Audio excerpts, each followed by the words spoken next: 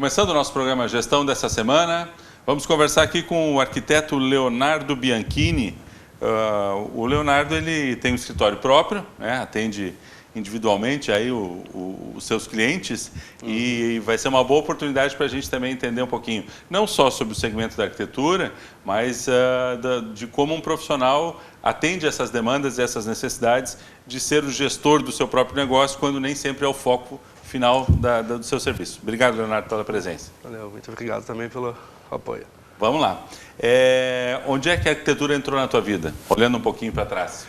Bom, a gente volta lá para os anos de 95, um pouquinho antes, quando estava no segundo grau, e a pessoa assim, o que a gente vai fazer da vida? Sim. Aquela pressão familiar já, certo. Tu tem que estudar. O que vamos fazer? Alguém na família era arquiteto? Não, Ninguém? Desbravando os caminhos. Então, assim, o que fazer? Meu pai é professor de educação física, minha mãe também foi professora, então, sabia que não era o meu caminho, mas eu queria fazer alguma coisa e sempre gostei dessa, assim, olhar a construção, aquela coisa de entrar em obra quando estava em construção, olhar o tijolo, olhar como era feito. E aí foi surgindo, fluindo. Aí a gente, a arquitetura acho que tem que ser a primeira opção. Na época a gente tinha mais opções e a arquitetura foi a primeira da lista. Certo, certo. E aí fizeste arquitetura onde? Aí, dentre as opções na época, existiam bem menos opções alternativas que nós temos hoje. A opção foi por tentar em Pelotas, uma federal, também requisito prioridade, tentar uma federal, questão financeira, sempre implica, né? E deu certo, a gente foi para lá. Em Pelotas eu já tinha um apoio, meu irmão já tinha passado por lá, então uma cidade que se mostrava... Mas a tua origem é aqui do Vale do Taquari? Daqui, sou natural de Lajeado, Pouso Novo. Certo. E aí Pelotas foi uma cidade distante, na verdade, né? Não é assim 5 horas de ônibus, pelo menos, para a gente se deslocar, mas estava valendo mais a pena do que Porto Alegre. Olha só, então, como primeiro profissional do segmento, como é que foram os teus primeiros desafios? Porque a gente sabe que quando tu és um profissional e tem um suporte, tem um apoio de alguém da família, algum conhecido, quer dizer, daqui a pouco a família já tem um escritório nessa área, é uma forma de tu adentrar o segmento. Tu tiveste que começar do zero. Como é que foi esse primeiro desafio? Olha, hoje ainda eu olho também para trás e penso, putz, eu comecei o negócio. Porque a nossa família sempre foi acomodada naquele sentido de, assim, eu tenho a minha profissão, eu sigo nela. Como professor, meu irmão é agrônomo, minha irmã é professora também, ou foi professora. Sim. E aí eu começando uma carreira que seria totalmente empreendedora. Claro. Vou dizer que assusta um pouco, porque não tem ninguém a quem chegar assim, como é que a gente faz isso? Por onde eu começo? Trabalhei em alguns escritórios, algumas coisas na época de faculdade, mas a gente é muito novo naquela época. Não se tem noção de como vai ser depois, quando eu estiver sozinho. Então é uma coisa assim, hoje eu ainda me sinto e falo para os meus colaboradores lá no escritório que se tiver alguém na frente a gente tem que se apoiar. Usar e abusar dos conhecidos porque facilita um pouco a vida. Certo, foi um pouco tentativa e erro e, quer dizer, nem tudo a gente acerta, Nem tudo a gente acerta, é realmente isso aí, é tentando, falhei em tal ponto, na próxima vez a gente vai ver o que dá para corrigir ou mudar o rumo. Assim. Mas as tuas experiências, no caso aí como estágios e atividades profissionais, já serviam muito para visualizar como é que era a gestão ou como é que era o dia a dia de uma área de atendimento de pessoal nesse segmento? Veja bem, na época eu estava por me formar no escritório de arquitetura lá em Pelotas e a região sul, lá por 98, 99, era uma região que ainda estava esquecida. Ainda não se tinha muitas opções. Tanto que eu ainda não era formado e já tinha colegas meus formados e a gente conversava, o que a gente vai fazer? A gente quer crescer, mas como a gente vai fazer isso? Certo. Porque não se tinha muita perspectiva. A cidade era parada, uma cidade grande, Pelotas não é pequeno, mas mesmo assim o poder aquisitivo estava ruim, as pessoas não investiam mais. E naquela surgiu a chance de voltar de repente para Lajeado, lá em 2000, daí já formado. Certo. Porque dentro do escritório, recém-formado, não tinha diferença nenhuma do Leonardo estudante para o Leonardo formado. Receber o canudo lá na formatura não mudou nada a vida. A gente segue num constante aprendizado. Claro, claro. Voltando para Lajeado, tu começaste a trabalhar num escritório próprio, com parcerias? Como é que foi esses primeiros momentos aqui? Não, daí a gente começa assim, eu saí de empregado, digamos assim, e aí sozinho de novo, porque a gente volta para a terra natal, mas continuamos sozinho. Sim. Assim, como a gente vai fazer?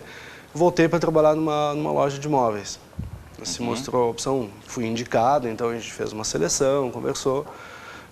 Confesso que a gente entendia pouco na época, porque era recém-formado, mas comecei a trabalhar com alguém, numa loja, e aí sim a gente começou a formar essa carreira que é onde eu estou hoje, na verdade. Certo. Tu dirias que esse é um segmento que além do conhecimento técnico, é importante, em que grau é importante a questão dos relacionamentos ou do trânsito, tanto para a obtenção de clientes, quanto para a questão de trocas de conteúdos? Bom, na verdade é quase que essencial a gente conhecer pessoas. Na arquitetura, como em todas as outras profissões, a gente tem que ter um bom relacionamento.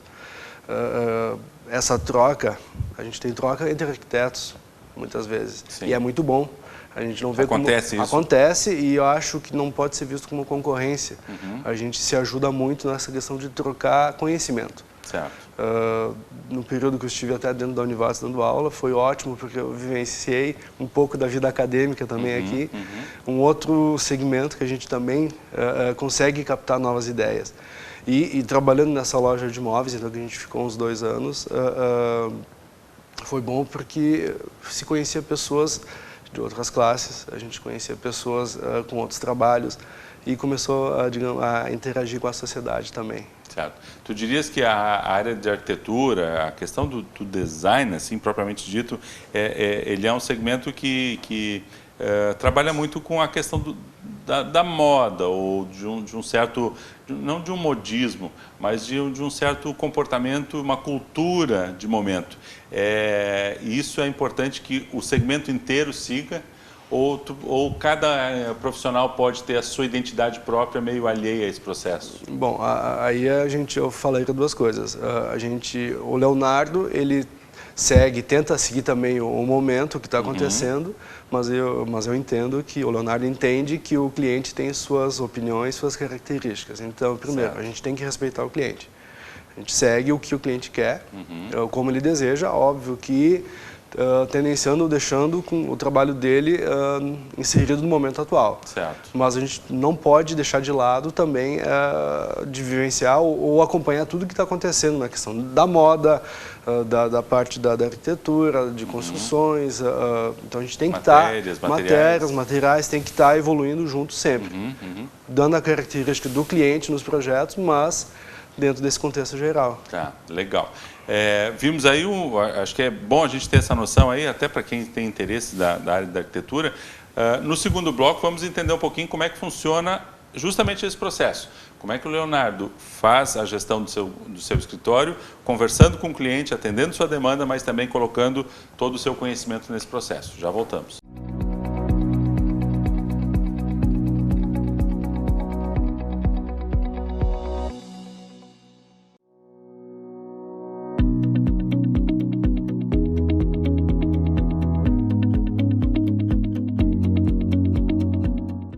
Segundo bloco, o programa Gestão de hoje, conversando aqui com o arquiteto Leonardo Bianchini. Leonardo, como é que é o teu processo dentro do teu escritório? Como é que tu faz? Como é que tu divide o teu tempo de processo de captação de novos clientes, atendimento dos teus clientes? Como é que é o teu processo de atendimento, o teu briefing, a tua equipe? Nos conta um pouquinho como é que é o teu dia a dia. Bom, a gente vai aprendendo com o tempo, mas hoje eu acho que estou bem perto do que eu julgo ser o ideal para o atendimento do cliente, que é aquela coisa. O cliente chega até o escritório por indicação, por ter visto um trabalho, enfim, de alguma maneira ele vai chegar e fazer um contato inicial com a gente. A partir daí começa esse trabalho inicial, então, que é a tentativa de ver o que o cliente quer. Certo. O que ele precisa. Às vezes é fazer um projeto de um quarto, de uma cozinha, mobiliário. Às vezes é fazer um projeto de uma casa toda. Então, para cada situação, a gente tem que sentar com o cliente, fazer um briefing, fazer uma relação de tudo que ele gosta, de tudo que ele não gosta, como é o dia a dia do cliente. Que a gente só consegue transpor isso para um projeto e depois para a realidade se a gente entender como é o dia a dia do cliente. Certo. Então, começamos por aí, uma longa conversa, que às vezes não é num só momento. A gente conversa, pontua algumas coisas e volta a se encontrar para daí poder, sim, começar a pensar nesse projeto. Precisa ter quase que uma relação, não íntima, mas uma relação pessoal, né? Porque precisa conhecer o dia a dia da pessoa, a pessoa precisa te contar como é que ela gosta de viver, como é que ela quer usufruir daquele ambiente, daquele espaço, né? É bem isso, a gente entra na intimidade das pessoas, principalmente se for fazer um projeto de interior, design de interiores, ou só uma cozinha. A gente precisa entender como ela gosta de usar, onde ela gosta de botar os talheres, como ela gosta de organizar as facas, o churrasco, sabe? A gente tem que esmiuçar isso de uma maneira tal que se consiga entender. E isso também às vezes é difícil, porque nem todo mundo consegue se expressar de forma assim que a gente clara. Então, como a gente faz? Vai conversando, vai quebrando o assunto, vai brincando no meio do caminho, para poder entrar na intimidade da pessoa. O primeiro projeto dificilmente é o último, ou às vezes acontece? A maioria das vezes a gente ajusta uma ou duas vezes. O ideal sempre, o que se fala para o cliente é assim, quanto mais a gente conversar antes, mais rápido fica depois, porque a gente consegue alinhar as coisas todas. Mas uma, duas retificações, uma, duas é o normal, é a média. O que tu tens de equipe? Não é o Leonardo sozinho hoje? Não. Né? O Leonardo trabalhou no escritório durante 13 anos, né? E quando saiu, carreira solo, lançar voo, pensou, vamos tentar sozinho, vamos ver o que acontece. Até para tentar uma experiência nova. No escritório onde eu estava, a gente chegou a ter 15 funcionários, então vamos tentar uma coisa bem reduzida. Aguentei uma semana trabalhando sozinha, não tem como. A gente precisa de apoio, precisa de apoio dentro lá. Que tipo de apoio? O apoio é aquele assim, eu preciso sair para atender um cliente, eu preciso que o trabalho continue sendo executado, seja produzido, desenhando, pesquisando, então esse tempo a gente não pode perder. Dá para resolver sem ninguém, só que a gente já trabalha um cliente por mês. Aí é questão de opção. Então, a equipe hoje eu tenho 2 meninas que trabalham comigo lá, uma a tempo integral, outra meio turno, que aí a gente vai complementando todo esse tempo para me liberar a fazer esse trabalho, então. Certo. Eu imagino que, já imagino a resposta, mas quando tu estás em viagem, quando tu estás em passeio, tu consegue te desligar do teu segmento ou aquela história de que o processo criativo está sempre buscando novas informações e vendo novos ambientes? Não se desliga mais, a gente não consegue mais desligar. Hoje a gente desliga o celular quando sai de viagem para descansar, mas tudo que se vê, o que se olha, já fica fazendo relação com o futuro projeto, com o que se está trabalhando. Então, acho que já faz parte da gente essa questão de olhar qualquer coisa e tentar inserir dentro do nosso contexto na vida de trabalho. E um escritório, tu disseste que trabalha tanto com questões de ambientes internos, quanto de um projeto mais complexo e tal. Quer dizer, hoje um escritório de arquitetura ele tem que ter essa flexibilidade. É difícil abrir mão de um cliente, né? Em cursos e conversas e palestras, sempre nos indicam que a gente deve optar num segmento, focar num tipo de cliente e investir nele. Certo. A nossa região ela não suporta muito isso. Aqui o profissional tem que bater o escanteio e cabecear na área ao mesmo tempo. A gente tem que saber fazer um pouco de tudo, de preferência com qualidade. Claro. Mas não dá para investir só num segmento, ainda não. No momento que a coisa talvez melhorar, a gente consegue setorizar um pouquinho mais e focar. E isso implica, com certeza, o fato de ter que jogar em todas, implica também tu ter que dominar mais informações. Como é que ficam os fornecedores, como é que ficam as novidades? Porque uma coisa é tu ter fornecedores de imóveis, outra coisa é tu ter fornecedor de material de construção, uma coisa é tu construir uma casa pequena, outra coisa é tu construir um prédio, quer dizer, tem que estar girando realmente, captando muita coisa, né? Voltando assim, o bolo de cartão é enorme. A gente ainda existe o cartão e ele é muito bom. Funciona ainda? Funciona porque, assim, a internet é ótima. A gente pesquisa, a gente está inteirado com o que está acontecendo em todo o mundo. Só que se tu não se lembrar como é a pessoa, o nome dela, às vezes é difícil de achar. principalmente esse fornecedor mais perto da gente aqui. E tem que ir atrás, a gente usa e abusa das lojas, é difícil ter toda a informação na cabeça, então liga lá, pô, como é que funciona tal produto? Tu tem tal piso para vender? Que tipo de tijolo tem hoje aí? Mudou alguma coisa? Tá melhor? Tá bom? Tu tem certificação de algum produto? O correr atrás disso também é importante. Tem que correr atrás de tudo. Mas é na base do telefone, do contato via WhatsApp e chamando todo mundo para ajudar. É legal essa tua observação, que apesar de toda a nossa virtualidade, o cartão ainda é uma coisa presente. E sabes que eu me recordo de uma vez alguém me deu a seguinte dica: Sandro, quando tu fizeres um cartão ou quando tu pegares um cartão de alguém, sempre escreve no cartão o nome, não um nome que já está lá, mas, por exemplo, se é de uma empresa, o nome da pessoa que te atendeu, ou alguma característica do serviço que tu gostou, a data, alguma coisa que te ajuda a lembrar dos detalhes que aquele cartão vai te fazer remeter para tu poder recuperar, porque um cartão por si só, às vezes é uma informação solta, né? Não, é bem isso aí. Só o cartão, tu vai ver o nome da empresa, vai ver o nome da pessoa, mas, pô, o que eu conversei com ela naquela data. Exato. Verdade, Transformar um cartão numa agenda. Transformar um cartão numa agenda. Óbvio que ele tem que estar também à vista, mas é bem isso aí. A gente poder se lembrar de como foi o atendimento da pessoa desse cartão, ou de como foi o atendimento, então, pela internet, conversando com alguém que chamou a atenção, para a gente até saber se esse produto que essa pessoa está vendendo é interessante ou não para a gente. Perfeito. Legal. Terceiro bloco, voltamos com o Leonardo para conversar um pouquinho sobre como é que ele gerencia o seu negócio. Tanto o negócio técnico quanto a sua imagem de arquiteto profissional liberal. Já voltamos.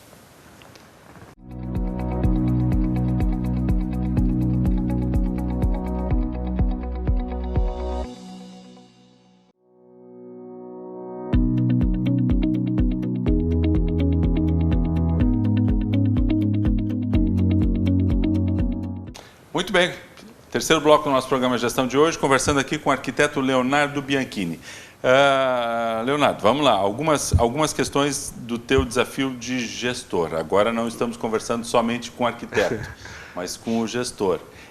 A gente aprende a ter uma formação técnica numa área, mas quando vai fazer principalmente o voo solo, que tu disseste aí do teu escritório, como é que foram os primeiros desafios, ou como é que está o desafio de gerenciar esse negócio? Bom, acho que a gente tem que começar pela organização.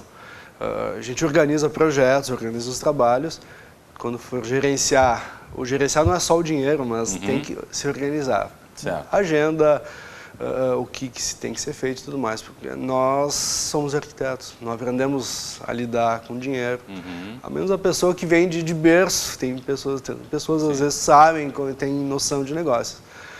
Nós não aprendemos isso na faculdade, a gente aprende a pensar no projeto. Então, temos que usar essa técnica, talvez, para pensar em como gerenciar o nosso fluxo de caixa, como organizar para não misturar com a vida pessoal. Acho que é uma questão muito importante. Como eu sou, digamos, carreira solo, eu não posso misturar minha vida fora do escritório com o escritório. Eu preciso saber se ele está rendendo, como vai ser, qual vai ser o retorno. Porque, assim, eu preciso saber cobrar do cliente. Eu só vou saber cobrar do cliente se eu souber quanto custa meu tempo. Certo. Duas coisas distintas. Uma coisa é o teu escritório, uma coisa é o teu serviço, outra coisa é o Leonardo Arquiteto. Como é que fica a gestão de projetos e a gestão da tua marca, do teu reconhecimento? Bom, sempre com a ajuda de outros. Sozinho, dificilmente. Hoje, como não tenho mais sócios, a gente recorre a profissionais da área. A parte de mídia terceirizada. É bobagem. Não é. Eu não sei escrever legal, aquela coisa que fique legal para uma mídia social. Então, contratei uma pessoa que gerencia essa parte toda, escreve muito bem, cuida com as imagens, cuida com as fotos, porque tudo faz parte dessa parte. Então, dentro da gestão, eu terceirizo parte dela, do que eu realmente não sei fazer, com outra pessoa. A parte do tempo, mesma coisa, eu tenho que policiar. Hoje eu fico no escritório, vou trabalhar aqui. O resto do tempo eu vou para a rua, vou captar o cliente, vou visitar um fornecedor. Então, tem que medir bem, porque o tempo é precioso. gente não pode perder. E acho que uma referência legal que tu trazes aí esse segmento é um segmento que trabalha muito com a percepção, com a riqueza do tratamento visual, estético. Quer dizer, se tu queres vender a ideia de ou fazer-se perceber como um profissional que trabalha com um produto diferenciado, tanto a estética da frase quanto da foto que tu vai trabalhar em qualquer ambiente tem que estar muito bem trabalhada, muito bem estruturado. É essencial. A gente fez até há pouco tempo um curso online, mas a gente, para ver dessa parte de mídia, cheguei à conclusão que realmente sozinho não tem como. Precisa ter alguém que lide com essa ferramenta. Eu sou um pouco avesso também ao tal do Instagram, ou Facebook, ou mesmo a página, mas precisa ter alguém que lide, porque a imagem é tudo. E tu participaste agora recentemente da Construmóvel também. Isso. Tinhas um stand lá. Isso também é uma forma de se apresentar ao mercado, né? Com certeza. Na verdade, a Construmóvel sempre foi boa. Eu ajudei a construir a marca do antigo escritório onde eu trabalhava e falhei por uma vez só, uma edição da Construmóvel, que foi a de 2015. Então, quer dizer, participei de todas. Posso dizer que para alavancar ou fixar a marca, ela é espetacular. A gente se torna conhecido, as pessoas nos veem lá dentro, elas começam a ver o trabalho. Embora um stand às vezes seja pequeno para mostrar tudo que a gente faz, mas a pessoa começa a nos conhecer. Nessa edição especificamente, tu participaste de um prêmio, tu recebeste um prêmio, houve a Mostra Arquitetura e Design durante a Construmóvel, onde os profissionais podiam inscrever projetos, é isso? Nos conte um pouquinho. Bom, durante as reuniões da mostra surgiu a ideia de fazer uma parceria com o Anuário Arc. Certo, que é publicado em parceria com o curso de arquitetura aqui da Univates. E é um belo, vamos chamar um book, realmente é um book, um catálogo de profissionais e projetos. E surgiu a ideia e toparam logo, o pessoal também do Anuário ficou contente desse convite e se lançou uma espécie de concurso, onde seria escolhido nos mesmos moldes que foram escolhidos todos os trabalhos para o livro desse ano, de 2020, seria escolhido o stand, não vamos chamar o melhor stand, o stand que cumprisse todos os requisitos, digamos assim. Certo, quer dizer, os stands, na verdade, é que estavam concorrendo. Estavam concorrendo. Ganhei esse prêmio, então, foi muito legal o reconhecimento, não esperava. O objetivo da feira foi participar e divulgar o nome do Leonardo Bianchini Arquitetura, mas, claro que quando se faz um stand, se faz um trabalho, tem que se cuidar do início ao fim. A gente tem que se esmerar para ter o trabalho, para o trabalho ser minucioso. E aí foi muito legal.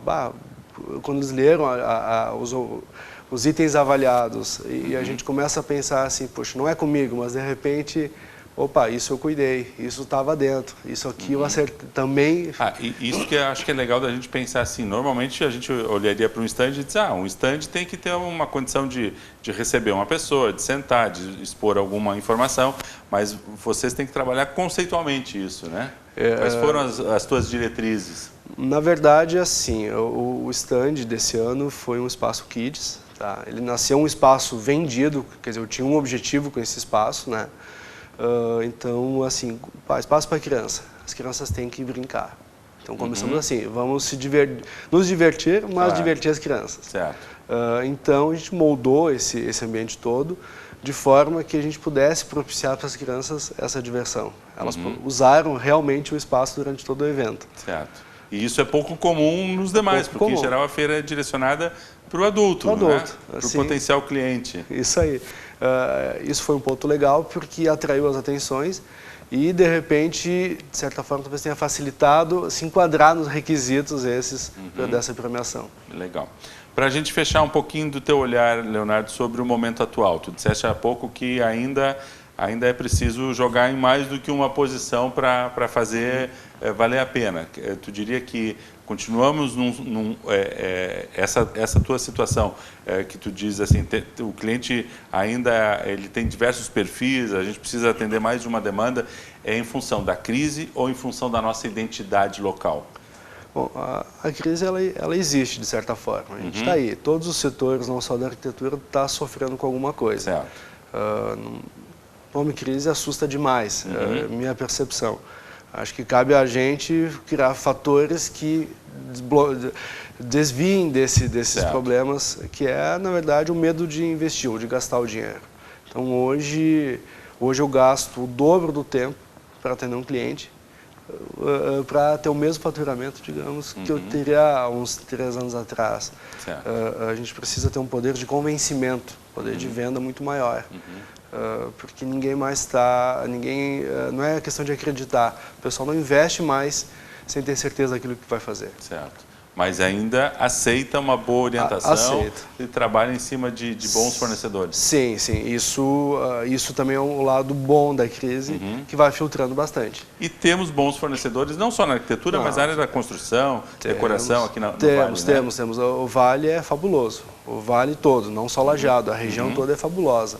Tanto que, se a gente pegar os profissionais aqui que trabalham, marceneiros, lojas de imóveis, eles atendem não só aqui como a grande capital, Porto Alegre, toda a região. Claro. Porque temos bons profissionais aqui, um bom serviço. Tu dirias que, para a gente fechar, vale uma dica aí para o estudante, não só de arquitetura, mas das áreas em geral que podem trabalhar com seu próprio escritório, fazer alguma disciplina, fazer algum curso também da área de gestão para auxiliar no seu processo de gerenciamento? Dica de ouro, com certeza vale. Se tivesse feito isso na época da faculdade, talvez os desafios seriam mais fáceis agora. Vale com certeza, essa questão de aprender a lidar, gerenciar os serviços. Porque hoje eu estou te fazendo esse questionamento porque, por exemplo, esse semestre eu trabalhei com a disciplina de empreendedorismo e tinha diversos alunos da arquitetura. Quer dizer, hoje a Univates trabalha o conceito não só de gestão, mas de empreendedorismo, de visão de mercado para todas as áreas, né? Precisa ser assim, a gente tem que ter um pouco dessa visão, senão a gente fica muito bitolado. E aí fica cada vez mais difícil. Nós mesmos somos os culpados e de repente o negócio não vem para frente. Perfeito. Leonardo, obrigado pela tua presença, sucesso. Vamos ver aí, a premiação dessa tua amostra vai para dentro do anuário. Vai para dentro do anuário, sim. Então vou ter 2 páginas agora do anuário 2020, que vai ser lançado agora em novembro. Vamos poder consultar aí o teu material e fica o contato aí. O teu escritório em Lajeado é na rua Pedro Albino Miller. Pedro Albino Miller, próximo ali da Pasqualini, né? Isso aí. Perfeito. Isso aí. Então, obrigado a você que esteve conosco hoje. Voltaremos na próxima semana com um novo tema aqui, Programa Gestão. Até lá!